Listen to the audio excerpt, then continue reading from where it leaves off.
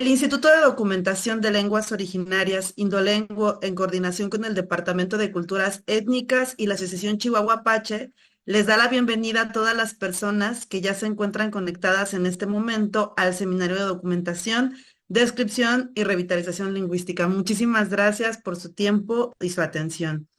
Este es un seminario que tiene una duración de 45 minutos y que nace como un esfuerzo inserto dentro de la invitación de la UNESCO a trabajar en pro a la atención a las lenguas originarias del mundo. Durante este semestre hemos tenido y tendremos invitadas e invitados que hablan sobre la documentación lingüística, las descripciones gramaticales y casos de revitalización lingüística. Antes me permitiré leer rápidamente una breve semblanza de la ponente del día de hoy. Ella es Natalia Hernández. Hernández es lingüista amuzgueña, hablante del Giunda Amuzgo de Oaxaca, es licenciada en lingüística por la Universidad Autónoma Metropolitana y estudió la maestría en lingüística indoamericana por el Centro de Investigaciones de Estudios Superiores en Antropología Social y actualmente es estudiante del programa de doctorado en estudios mesoamericanos en la Universidad Nacional Autónoma de México. Es coinvestigadora del proyecto Florística, Biodiversidad y Conocimiento Ecológico Tradicional en la Sierra Madre Occidental de los estados de Oaxaca, Guerrero y Puebla, México. Su línea de investigación son temas relacionados con la fonología y morfosintaxis de la musgo. Ha sido profesora por la asignatura de la Universidad Intercultural del Estado de Hidalgo y también se ha desempeñado como jefa del Departamento de Fomento de las Culturas, Lenguas y Medicina Tradicional en la Secretaría de Pueblos Indígenas y Afromexicano del Estado de Oaxaca. Es parte en la parte cultural literaria ha formado parte de la película documental Hilando Sones, en la creación de la canción Mi Universo en Amuzgo, primera canción escrita y cantada en este idioma. Es cofundadora del colectivo comunitario Gionda Bando, Palabra Viva, en su comunidad San Pedro Amuzgos. Sin más preámbulos, le damos la palabra a nuestra compañera, el cual tiene la ponencia titulada el día de hoy, Documentación y descripción del Yin Onda, el amuzgo en palabras, acciones. Muchísimas gracias y cedemos la palabra a nuestra ponente del día de hoy. Muchísimas gracias a todos, sobre todo al Departamento de Culturas Étnicas y Diversidad de la Secretaría de Cultura de Chihuahua por esta cordial invitación. Y bueno, tal como lo mencionó Guadalupe, pues yo les voy a hablar en esta ocasión sobre la documentación y descripción del ñamdá, del amuzgo en palabras y acciones. Y bueno, espero que hayan escuchado en algún momento sobre este idioma. Realmente, pues somos pocos en comparación con otras lenguas habladas en el país, ¿no? Y bueno, este... bueno, para esta charla me gustaría puntualizar que vamos a abordar sobre, uno, la importancia de la documentación y descripción de lenguas indígenas, pero en especial de la musgo, las implicaciones éticas que a veces obviamos, y revisar algunos aspectos gramaticales que se han estudiado de este idioma. Y por último, tocar un poco sobre la reflexión sobre las acciones comunitarias. Entonces... Bueno, espero, como les mencioné, que si hayan escuchado del idioma, regularmente se escucha más la variante de Xochislahuaca, que se pronuncia como ñomda, pero bueno, en este caso, el ñomda en su contexto, pues bueno, uno, en nuestro pueblo o grupo étnico amuzgo, pues somos originarios del Pacífico Sur del país. Nos ubicamos en los estados de Guerrero y Oaxaca. En la parte de Guerrero es la costa chica de Guerrero y en la costa de Oaxaca. Esta lengua pues es una lengua otomangue, de la macrofamilia, ¿verdad? Entonces, y pertenece al subgrupo Amuzgo Mixtecano, que realmente también esta clasificación estuvo en discusión justamente dónde ubicar al idioma porque, pues bueno, no teníamos como tantas características gramaticales compartidas con otras lenguas, entonces nos dejaban como solitos, pero ya en una clasificación más tardía del 97, pues ya nos ubican en, sí, un grupo aislado amuzgano, pero compartiendo el subgrupo amuzgo mixtecano con lenguas como el triqui, el cuicateco y el mixteco, claramente.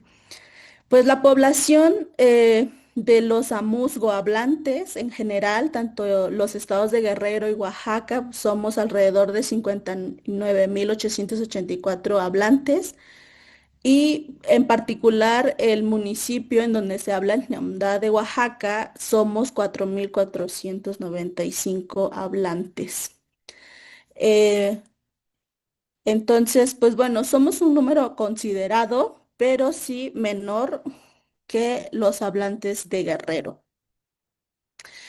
De esta manera les ilustro un poco la distribución de este grupo étnico. Como pueden observar en el mapita a mi izquierda, toda la nación amuzga. INALI pues nos clasifica en cuatro variedades: Amuzgo del Norte, Amuzgo del Sur, Alto del Este y Bajo del Este. Particularmente de donde yo soy, es el de San Pedro Amusgos, que es la variante Alto del Este, pintado en amarillo. Pero bueno, como pueden ver esta distribución, pues bueno, los guerrerenses tienen la mayor parte de los hablantes. Y justamente en Oaxaca solo somos dos municipios hablantes, Santa María y Palapa y San Pedro Amusgos. Sin embargo, sí hay una diferencia bastante grande en el número de hablantes. Por ejemplo, en Santa María y Palapa, pues solamente hay 680 hablantes, que es un número muy menor, entonces, frente al de San Pedro Amusgos. Y luego en el mapa de mi derecha, aquí podemos ver el municipio que se ven algunos puntitos que son, que políticamente y administrativamente se les conoce como cuadrillas, que son concentraciones también como rancherías, que también la vitalidad de la lengua pues es un poco mayor, pero bueno, esas dinámicas están cambiando justamente. Bueno, un poco sobre la situación sociolingüística, ¿no? Si conocen una de las bases de datos más prestigiosas, también producidas por el Instituto Lingüístico de Verano, que es Ethnologue, ubica a esta lengua como estable, pero bueno, yo lo pondría como estable, porque justamente en el 2018 trabajé un poco en un artículo sobre la vitalidad de este idioma. Y bueno, yo lo catalogo como justamente en un desplazamiento paulatino, sobre todo por la preferencia de los jóvenes, de las generaciones más jóvenes, que a pesar de que son hablantes del idioma, pues tienen esta preferencia a usar el español, ¿no? Y esto es claramente una dinámica comunicativa que seguramente se puede notar en muchas comunidades. Entonces, bueno, eh, claramente también por justamente en el decenio en el que estamos, creo que al menos todas las lenguas de nuestro país están, ¿no? En alto riesgo de desplazamiento y esta lengua no es la excepción. El uso de la musgo regularmente, afortunadamente, se puede escuchar en las calles, pero también donde tiene mayor vitalidad es en el uso del contexto familiar, entre reuniones de amigos, ¿no?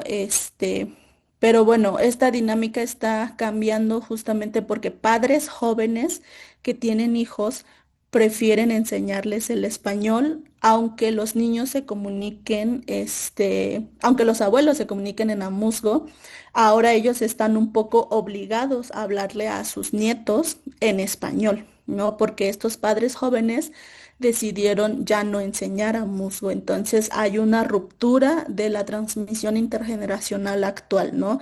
Y al momento cuando hice el artículo, pues solo me concentré en la cabecera municipal y dejé un poco al lado las cuadrillas. Sin embargo, justo en el 2023, junto con otro colega, empezamos a hacer cuestionarios, no tanto de vitalidad, sino de dinámicas comunicativas, y ahí nos dimos cuenta que en las cuadrillas era donde se estaba dando esta ruptura abrupta de la transmisión intergeneracional.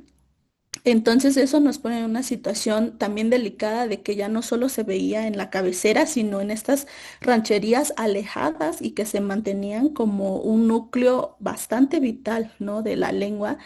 Y bueno, entonces por eso es que digo que estable ya no es. Eh, y también podemos encontrar el uso de la lengua en estos contextos comunitarios muy usuales, como las mayordomías, cuando los campesinos y campesinas van a la milpa, eh, generalmente prefieren el uso del amusco. Entonces, en una balanza, ¿no? Estamos también, más bien en una línea, estamos yéndonos más bien al desplazamiento, ¿no? Del idioma y seguimos como confirmando la pérdida de las lenguas, que es pues, algo desafortunado. Pero también en San Pedro Musgos particularmente hay un bilingüismo bastante activo. Esto porque también nosotros nos ubicamos sobre carretera federal, entonces conectamos tanto con la ciudad de Oaxaca, bueno, y con Guerrero. Entonces el bilingüismo aquí es activo, dinámico e incluso desde una persona que va por por el dominio de usos, va a preferir una u otra lengua, pero el bilingüismo es muy notorio en este municipio. Un poco caso contrario con las comunidades de Guerrero, que ahí sí podemos encontrar hoy en día un número más alto de monolingüismo, a diferencia de Oaxaca. Entonces, bueno, nos quedamos con la idea de que se siga hablando, pero sí hay bastante pérdida también. Y bueno, quiero profundizar un poco sobre la documentación lingüística, estas metodologías y desafíos al momento de empezar a registrar datos, ¿no? Entonces, en sí mismo, ¿no? La documentación lingüística, pues, se define como un campo por propio derecho, ¿no? Dentro de la investigación. Entonces, en palabras de Himmelman, pues básicamente es una compilación y preservación de datos lingüísticos que él llama primarios.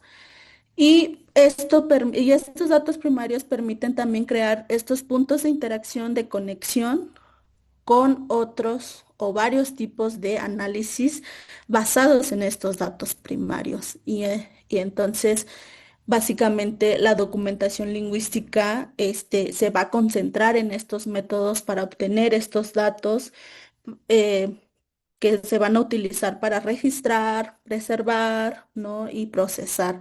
Entonces, estos datos primarios pueden incluir grabaciones de habla, textos transcritos, ya sea de narraciones, conversaciones, cuentos, adivinanzas, traducciones, ¿no? Diccionarios, todo tipo de datos que ustedes puedan imaginarse que puedan ser almacenados, ¿no? Entonces, em, y bueno, en archivos multimedia claramente. Pero esta documentación lingüística pues se va a usar para distintos propósitos, ¿no? En principio, los que nos dedicamos a lingüística sabemos que ya vamos como con un objetivo para hacer la documentación, ya sea por la investigación, ¿no? Que queremos saber cómo son las cláusulas relativas o cómo es el comportamiento de tal fonema. Entonces, bueno, ya está un poco más centrada nuestra documentación, aunque cuando ya estamos en campo, pues esta se amplía, ¿no? Pero bueno, también este propósito de la documentación puede ayudar a la planificación lingüística, justamente como el tipo de política que se está implementando hoy en día en el país. Pues varios de los investigadores que han hecho muchos años documentación lingüística pues están participando, ¿no? También los que se dedican a la revitalización, a la creación de archivos accesibles para las comunidades y sobre todo muchos de estos datos que ya se han obtenido pues pueden servir para herramientas pedagógicas, ¿no? Pero también una de las preocupaciones de la documentación lingüística justamente están relacionados con los métodos, procedimientos, herramientas y fundamentos, ¿no? Para compilar estos registros que sean representativos y duraderos. Y justamente en la literatura, pues hay esta discusión qué significa sobre la multifuncionalidad, ¿no? Que sea multifuncional la documentación lingüística que se lleva a cabo y que sea duradero. Una, que sea multifuncional porque justo va a ser útil tanto para la investigación, pero también para instituciones gubernamentales o instituciones extranjeras o incluso instituciones educativas para el desarrollo, ¿no? de materiales. Y duraderos, pues hay que siempre pensar que la documentación lingüística que vamos a hacer, pues tiene que ser a largo plazo, ¿no? Para que justamente otras generaciones tengan el acceso a estas bases y se puedan hacer ya sea estudios o que justamente ayuden a respaldar y a conservar lenguas, ¿no? También hay que entender que toda esta córpora, inmensa córpora que podamos llegar a recolectar, pues no son almacenes, ¿no? No hay que considerar a nuestras bases de datos solo como almacenes, o porque esto se va, porque el hecho de que tengas demasiados datos y que no sean útiles para algo, llega a hacer que nuestras bases de datos sean básicamente cementerios de datos, porque no tienen utilidad. Entonces hay que reflexionar sobre para qué estamos haciendo documentación y sobre todo que estos sean un recurso para justamente conservar y preservar las lenguas. Entonces, lo que nos lleva a considerar que cada proyecto de documentación debe de establecer límites precisos y metas específicas. Entonces, si lo vas a utilizar para investigación, bueno, que justamente toda tu base sea, ¿no? Específica para ello, para que no te pierdas en el proceso de querer documentar, porque lo ideal, en el supuesto ideal, pues sería bueno documentar todo tipo de género, todo tipo de discurso cuando estamos en campo, pero esto es humanamente imposible a veces porque no tenemos los materiales suficientes.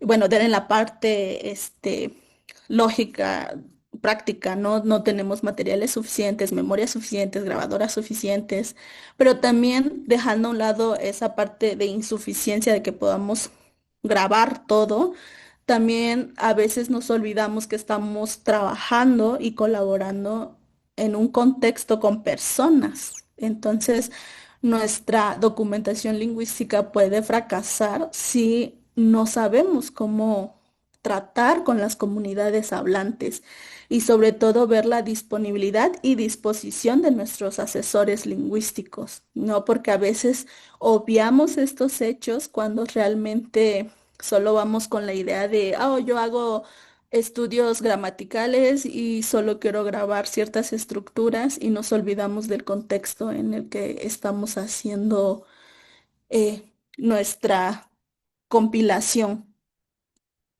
Y lo que nos lleva un poco a tocar el punto sobre los retos lingüísticos, porque hay retos prácticos, pero bueno, eso tenemos que solucionarlo de alguna manera, pero también nos enfrentamos a otro tipo de retos, ¿no? Que son los lingüísticos y sobre todo a la variación dialectal que hay. Por ejemplo, si saben que los mixtecos por lo menos tienen registros de 180 variedades, y ahora imagínense internamente. Y lo mismo pasa con muchas otras lenguas. También el amuzgo no es la excepción. Justamente cuando hice mi tesis de maestría, pues yo traté mi propuesta de sistema tonal, pues bueno, me enfrenté a un dolor de cabeza que era la variación intracomunitaria, ¿no? En el que incluso mis propios colaboradores era una cosa loquísima sobre sus cambios, ¿no? Estas modificaciones tonales que tenían. Entonces fue muy difícil ese proceso de análisis de datos, justamente. Pero bueno, a veces hay que tener más herramientas metodológicas para controlar nuestras baterías y elicitaciones, ¿no? Entonces nos vamos a enfrentar siempre a esta variación dialectal, pero nunca O sea, tampoco hay que verlo como el problema, porque esa es la riqueza de la lengua, ¿no? Eso muestra la dinamicidad, de la propia lengua. Entonces, pues bueno, es un punto para la lengua, pero cero para nosotros. Pero también otro reto al que pod- estábamos hablando de los retos lingüísticos, ¿no? Para al momento de estar en comunidad y estar haciendo la documentación lingüística. Y bueno, una de las cosas sobre las que sí me gustaría platicar un poco son las implicaciones éticas, sobre todo al momento que se nos olvida y obviamos cuando estamos haciendo campo, ¿no? Entonces, una, al momento de ser tanto investigadores locales como externos, respetar el conocimiento y los sistemas de conocimiento locales. Sobre todo, no podemos llegar y querer intervenir, ¿no? De manera activa en los, ya sea conflictos o situaciones que solamente el pueblo entiende por qué y cómo se dan, ¿no? También que la colaboración, tal como lo marca, no la ley, pero sí, que la colaboración tiene que ser informada, consensuada y sobre todo que los colaboradores puedan decidir si quieren o no permanecer en estas colaboraciones investigativas, ¿no?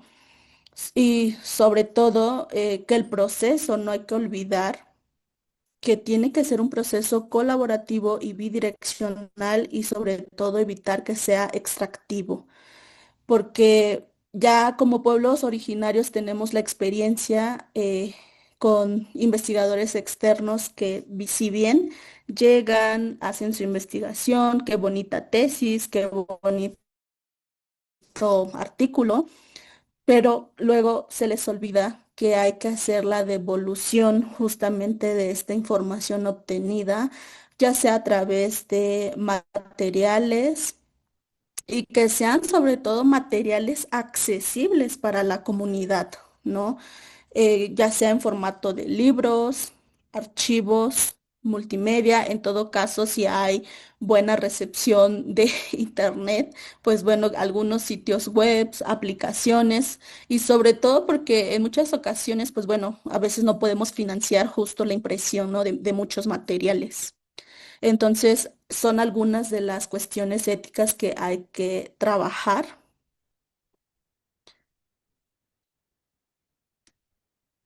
Ok, mm, ay.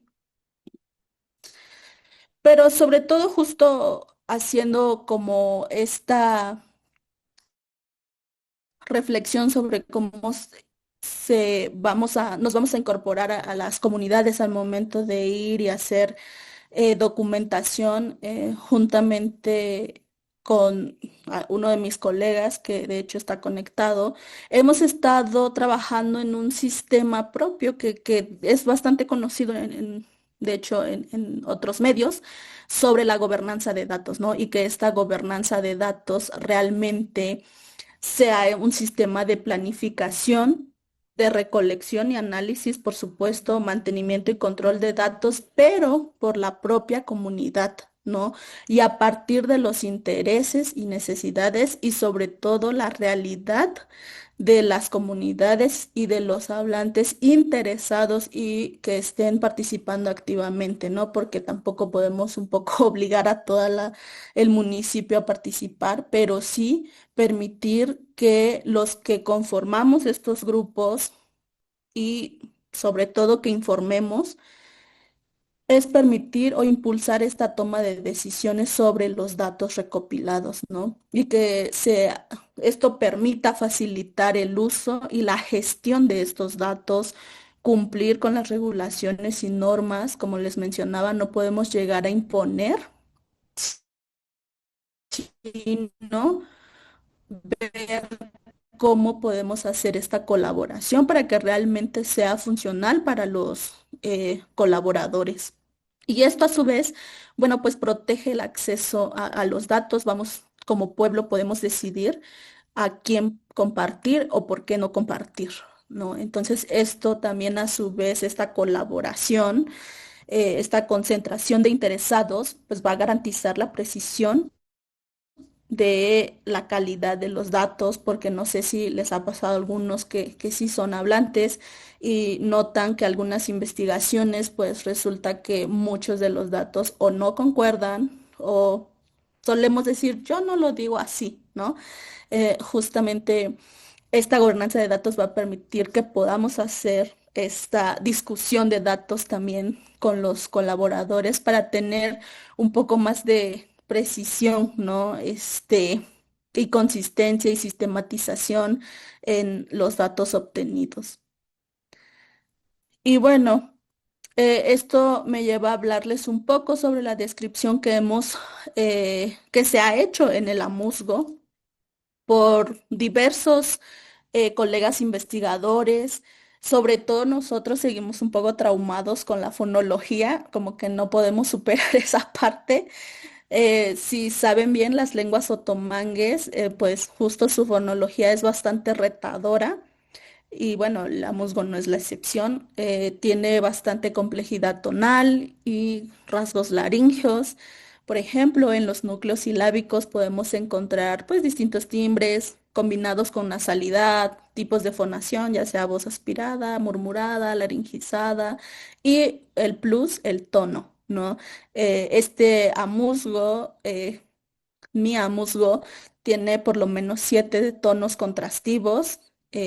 Entonces, bueno, dependiendo, ¿no? De la tonía, qué tan agudo, qué tan grave sea la tonía, va a cambiar el significado de la palabra, ¿no? Entonces, también esta lengua tiene inicios complejos, combinados con estas secuencias consonánticas de hasta 3 consonantes y luego échenle más núcleos silábicos con diversas características. Tiene rasgos secundarios y más un rasgo que justamente está en la autodenominación, que es posalveolar.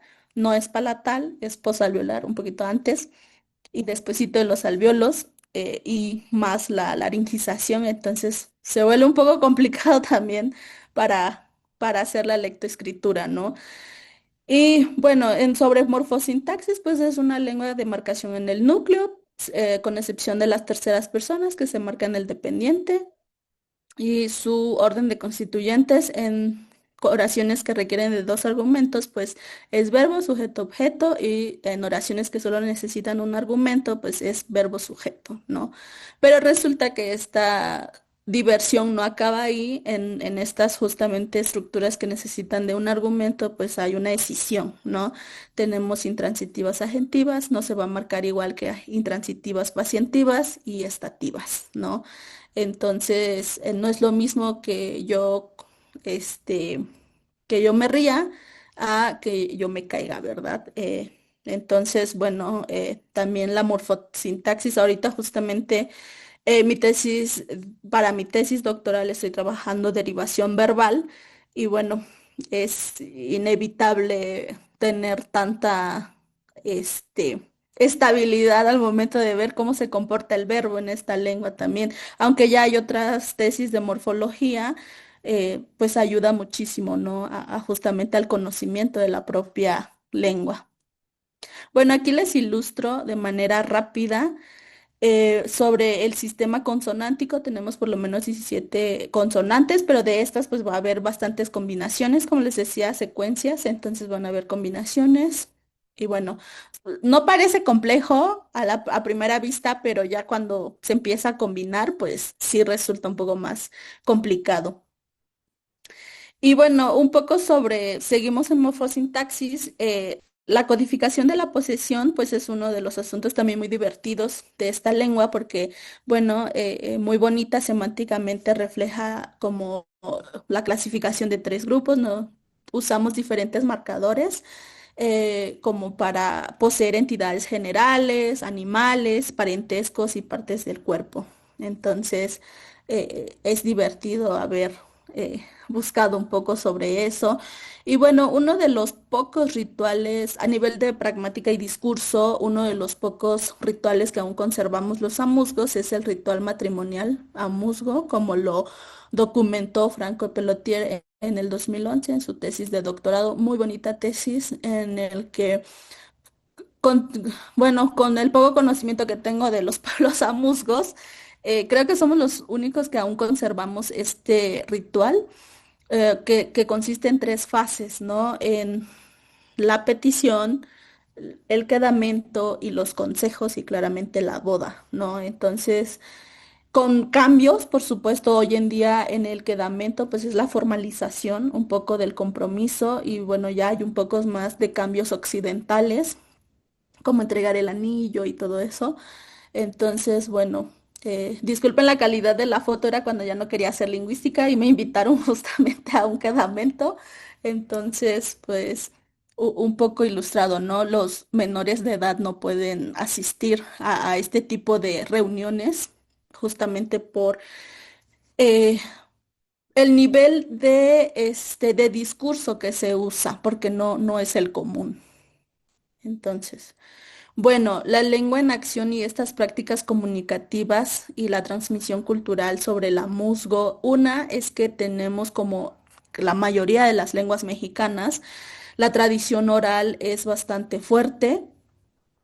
En las calles, como les mencionaba, podemos escuchar el amusgo en las calles, en las reuniones. Hoy en día es un poco más, justamente porque tanto a nivel de gobierno se han implementado algunos programas, pero más bien es justamente la resistencia de las personas que la lengua se conserva, ¿no? Entonces sí.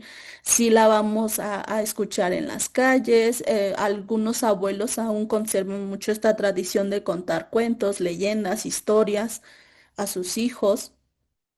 Bueno, en donde no tenemos mucha presencia es en el medio, en medios digitales, inclusive al animar a las personas como, oh, escribe, como si quieres escribir en Amusgo, tienen la intuición, pero sí se les complica bastante porque justamente no estamos alfabetizados en la lengua, ¿no? Hoy en día, pues sí, los maestros a nivel primaria sí alfabetizan, pero se quedan en la enseñanza de campos semánticos, entonces se necesita un otro empujón para que pueda haber una alfabetización, ¿no? En el idioma. Además que hay controversia en las posturas del alfabeto, mejor dicho, en qué lengua no la hay, ¿no? Entonces, bueno, y sobre los proyectos comunitarios, pues hasta ahora comunitarios son pocos los que se han realizado, eh, un poco mal acostumbrados estamos de querer que que el gobierno, ¿no? nos pague por aprender, entonces tampoco es de gran ayuda. Y bueno, uno de los proyectos que también se hizo comunitario, pero sí claramente está financiado por instituciones externas, es el catálogo etnobotánico en el que estoy participando, justamente que es uno de los trabajos más eh, retadores también que me ha tocado hacer porque, bueno, tenemos que ir casi casi al cerro para hacer para acompañar a los botánicos a hacer la recolección de plantas, pero también al momento de ya ponernos a analizar justamente en el rescate de la tradición, del conocimiento tradicional sobre las plantas, pues ha sido muy inspirador, difícil, sí, pero sobre todo me ha ayudado personalmente a conectar con este conocimiento que muchas veces como salimos de la comunidad, pues ya no estamos tan cercano a él, ¿no? Entonces, pues bueno, cuando salga este catálogo, pues ya estamos en la recta final, pero de por lo menos 4 años. eh, pero sería un gusto también presentárselos cuando ya esté. Es un catálogo que va a quedar precioso porque justamente los colaboradores y asesores lingüísticos que tuvimos son de primera calidad en el conocimiento que tienen sobre las plantas en el territorio amusgo, ¿no? Bueno, en esa fotografía pueden ver al equipo etnobotánico, a musgo. Entonces tenemos médicos tradicionales, artesanas, campesinos, botánicos, fotógrafos, antropólogo y lingüista, ¿no? Entonces fue enriquecedor este proyecto comunitario en el que involucramos y los beneficiarios pues fueron ellos directamente, sin intermediarios, ¿no?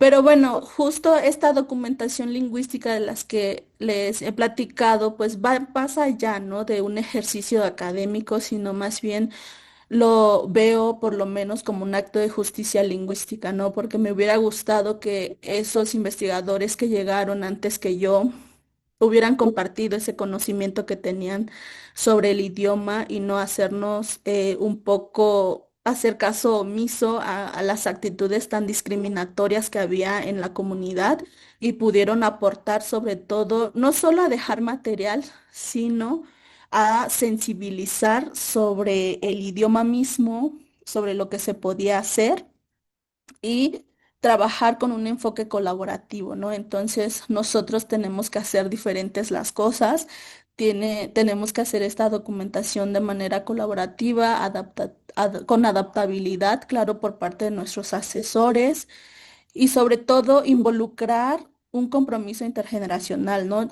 Hacer el llamado a pues a estas generaciones más jóvenes a que se involucren, pero también decirles por qué.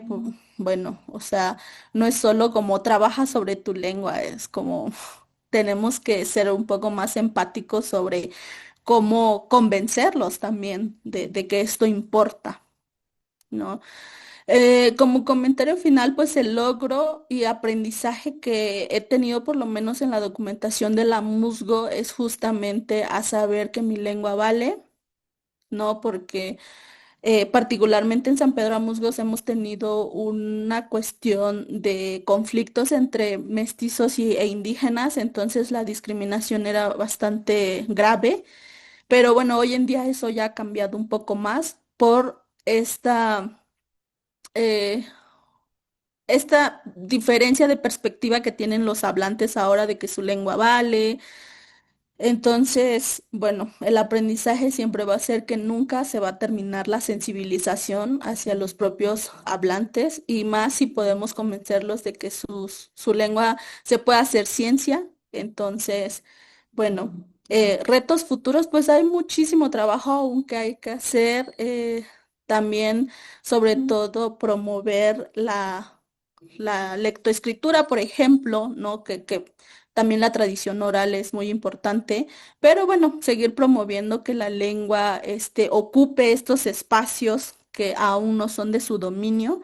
Entonces, el trabajo nunca va a acabar, pero creo que vamos por un buen camino en el que estamos impulsando el uso y la conservación, ¿no? De la musgo. El llamado a la acción es una a los propios estudiantes que son hablantes y no hablantes también a que este trabajo de documentación se haga de manera colaborativa y que se le devuelvan también un poco de estos resultados a las comunidades, llamar a la acción a los jóvenes, a que sigamos promoviendo el idioma y sobre todo a los investigadores que siguen haciendo caso omiso, siguen siendo sordos a las peticiones de las comunidades, que también tenemos que ser un poco más estrictos los hablantes de quién viene y cómo hace el trabajo en nuestras comunidades. Y pues bueno, eso sería todo de mi parte. Les agradezco muchísimo la atención. Una enorme disculpa por el inconveniente. Y eso sería todo por mi parte. Muchas gracias. Muchísimas gracias a ti, Natalia, por tu palabra, por tu experiencia. La verdad es que es muy interesante cómo de repente hay temas de ética, ¿no? Sobre todo cuando se trabaja con idiomas que sabemos la historia y que ha sido un desplazamiento sistemático, prolongado en la historia de nuestro país. Y bueno, pensar en esto, bueno, yo me quedo con esta reflexión que dices que se me hace muy potente de la justicia lingüística, ¿no?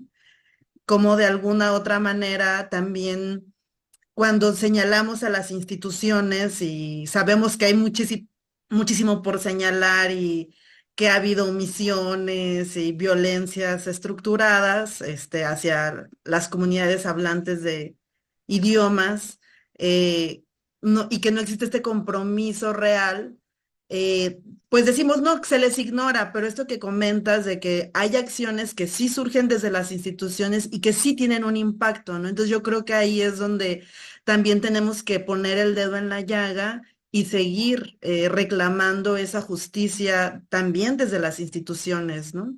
Entonces, a mí me impactó, estamos en espera de la publicación, vamos a estar muy atentas, muy atentos y también que regreses a compartirnos, ¿no?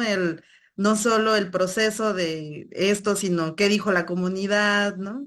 Entonces, no sé si también nos quieras dejar tu correo en el chat y pues no sé, pensar en una presentación del libro más adelante. Y ahora sí, abrimos el micrófono para las personas que tengan alguna duda, algún comentario. En el chat muchísimas felicitaciones, ¿no? Nancy nos dice que excelente ponencia, Norma Barranco, gracias, excelente trabajo, Nancy Morales, qué padre proyecto del que formas parte. Y bueno, Adrián Pérez dice, hola, tengan un gran día todos los presentes. Bonita su presentación. Cuando se pierde el uso de una palabra ligada a un ritual o una planta, también se pierde la forma en que esa comunidad entendía su relación con la naturaleza o lo sagrado. Pregunta Adrián. Sí, por supuesto, cuando ya dejamos de lado el conocimiento que se tiene de de cierto ecosistema que nos rodea, pues olvidamos justamente la importancia, ¿no? De la práctica en sí misma. Por ejemplo, yo no tenía mucha experiencia con el ritual de matrimonio porque justamente cuando era menor de edad, pues nunca me iban a invitar, aunque mis padres iban, pues nosotros no teníamos permiso de asistir, ¿no? Ya mayores de edad, pues ya pudimos ser parte del ritual y vimos como toda. Entonces realmente yo desconocía esto a otra parte porque no nos era permisivo, ¿no? Por la edad. Entonces, y bueno, y sobre el conocimiento botánico, por ejemplo, em, cuando empezamos a trabajar también con jóvenes, porque se sumaron, pues ellos mismos se dieron cuenta que era un poco más difícil ser parte del proyecto porque decían, ay, es que yo no conozco para qué sirve esto, ¿no? O no sé qué uso se le dé. Entonces solo ellos se quedaban también a escuchar a los demás colaboradores para aprender. Entonces también fue un proceso de reaprendizaje, pero sí, se pierde mucho al momento de que ya no sabes ni la palabra y menos a qué refiere, ¿no?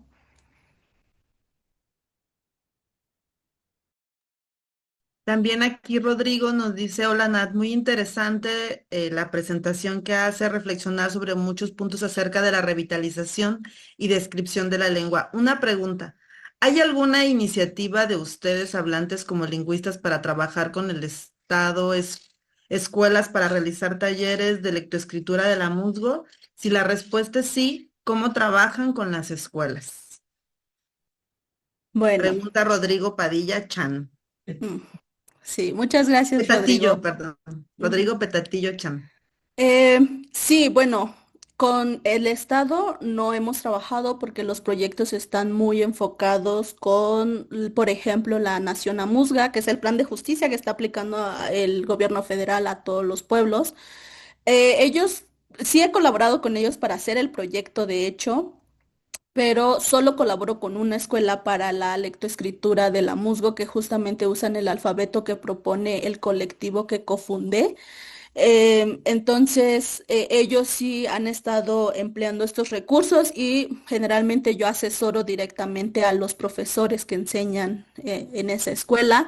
Con los demás, pues bueno, es bien sabido que Oaxaca, ujú, pues tiene un poco de conflicto con las secciones, bueno, con la sección, el sindicato, ¿no? La coordinadora.